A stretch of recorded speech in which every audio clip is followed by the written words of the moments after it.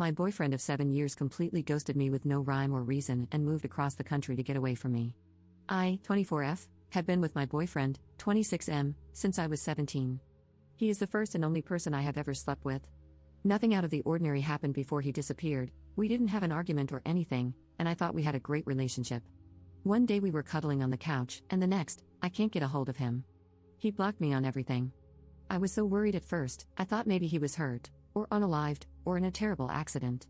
I only learned from a mutual friend that he basically moved halfway across the country. He is still alive, at least, he just doesn't want to talk to me.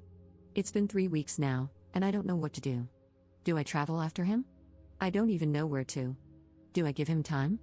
I hope I'm not appearing like an overly obsessive girlfriend, but what the heck? We were together for 7 years. I need closure, even if it would be, you are ugly, I never loved you, or, I have found somebody else. Anything, really, I can't just discard 7 years like a used yogurt cup.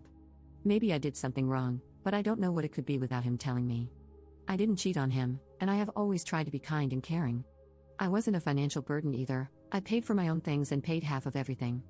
I'm trying to think of all the things I could have done wrong. Maybe it's because of my terrible childhood? I was abused and still have some scars from self-cutting. Maybe he thought I was ugly because of the scars or too depressed and sad at times, but he still could have told me. I would have understood. He and our mutual friend both blocked me now, and I'm not getting any answers. I'm just sad and confused and don't know what to do. Update 1. So, over 4 weeks later, he contacted me again, and we agreed to talk face-to-face at our, or rather, my place. I'll have to disappoint everyone from the start, no movie-worthy Yakuza story. What he told me happened was that he simply panicked and ran away. Apparently, I was asking too many questions about the future, like, if he ever wanted to get married, what he thought about children, etc. I also pushed him a lot to finally finish his degree and get a job, as his main source of income is still his parents. He said he just couldn't handle it and saw his life as being over and needed to get away from it all. Then he started blaming his friend who convinced him that he was wasting his 20s on just one girl. That same friend apparently also got him a job, which is why he moved away hundreds of miles.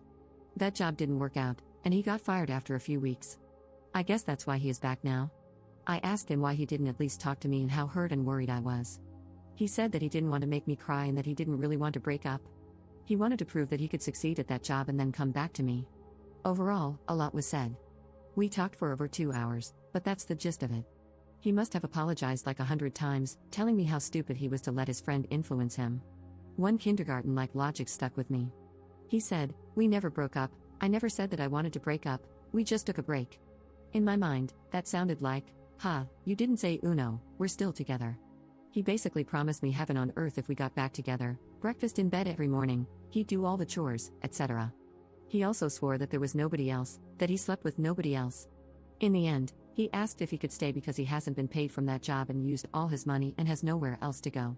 His parents live too far away, and he is on bad terms with that friend who got him the job. I felt a bit bad, but I told him no, that I needed to process and think about everything. I did, however, agree to store some of his boxes to free up his car.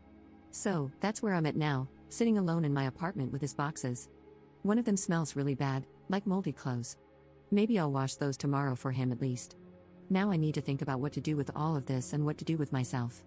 Part of me still loves him. We had so many great moments together before this. He helped me through a lot, he helped me get away from my abusive mother and stepfather. He is the man I wanted to marry, maybe have children with. This is only my side of the story too. I don't know everything he has to go through mentally. I can understand panicking, I don't know. I want to thank everyone who took their time to read all of this. It felt good to write it all down. I went no contact with my mother and stepfather and don't have a lot of friends because I'm a bit shy and not that outgoing, so I don't have a lot of people to talk to about this. Edit. I read nearly all the replies here. Thank you so much for your input, I probably needed to hear a lot of the things that were said. I thought about everything and won't be getting back together with him. The most important argument for me was, what if it happens again? 10 years from now, after we're married or have children? I wouldn't be able to handle it, and I still don't trust him with everything he said happened, or didn't happen, while he was away. I will figure something out with the boxes and everything else that needs to be handled, and I'll try to set clear boundaries when talking to him in the future. He isn't all horrible despite how he acted. He saved me from my stepfather and was there for me in the years after. I owe a lot to him, but I think that also made me accept things and behaviors I shouldn't have, even before he left.